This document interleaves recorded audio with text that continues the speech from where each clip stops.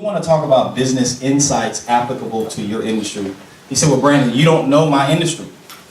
Well, as a small business consultant, even though I sit down with not necessarily the same industry, there's things about everyone's industry, whether nonprofit, for-profit, whatever the case may be, that I have learned over the years that are principles that can be applied to your industry.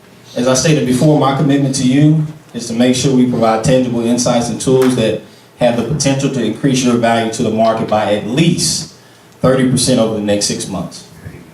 And I can measure that. If we meet one-on-one, I'm going to make sure we lay out that plan, and some of us are already, that I'm working with, we already are on track with that plan to make sure we increase the value. You say, well, what does 30% increase of value mean? How do you measure that? What does it actually mean? That means that your price points are less likely to be objected. How many of them ever submitted a proposal to a client and they said, let's talk about that? Right. So when you increase your value, they don't talk about that. They just go ahead and move forward. But if you can't demonstrate that value and increase that value to the market, then that's where that challenge comes from. Let's say you're charging $100 for a product or service, and it's been a year. You say, look, I think I'm worth at least $250 now. Because you found out. Sometimes you introduce a price point and you don't know how much you should charge. But after you work on it a few times, you say, no, I'm not doing this again for $100. But you sometimes have to experience that.